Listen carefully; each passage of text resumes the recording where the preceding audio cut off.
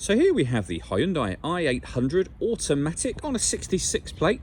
I'm going to start off by showing you around the outside of the car, and then we'll hop in and run through some controls on the inside.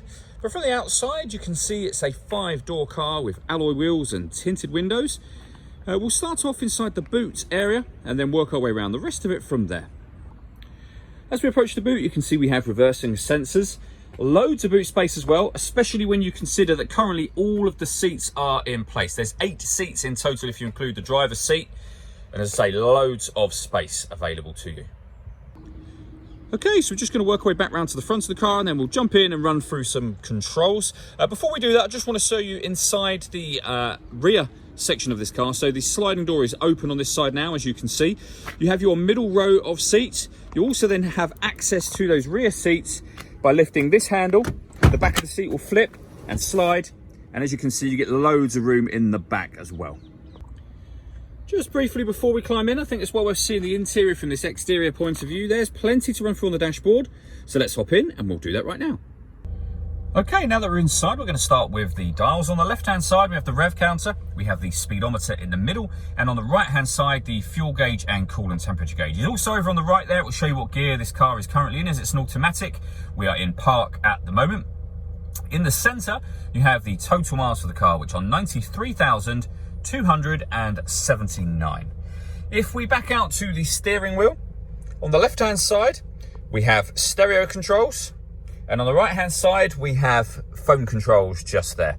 You won't be able to use the phone controls until such time as you paired the phone up.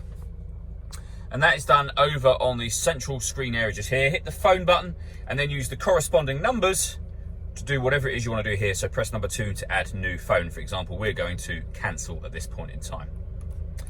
When it comes to music in this car, we have FM radio and AM radio, as you can see. If you want to listen to your own music, you can do that via the CD player just there.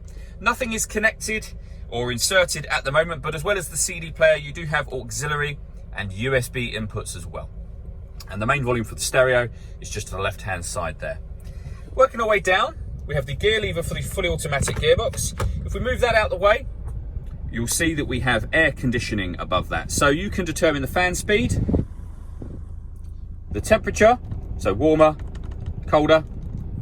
When you're happy with those settings, you can determine where you'd like the air to be rediverted once it enters the vehicle. And then this button will turn the air conditioning on and off. So it's on at the moment, off, back on again, or of course you can just turn the fans off completely if you'd rather. We also have heated driver's seat. There are 3 different heat settings on that, so adjust them accordingly. And then over here we have the auxiliary and USB inputs that I mentioned a moment ago. We have a 12-volt charging socket and some storage space just there, and then a second 12-volt charging socket down the bottom here, and 2 cup holders as well. All that leaves me to say is thank you for taking the time to watch this video. If you'd like to come and see the car for yourself and have a test drive, please feel free to give us a call here at Glenbourne's. We'd love to hear from you soon.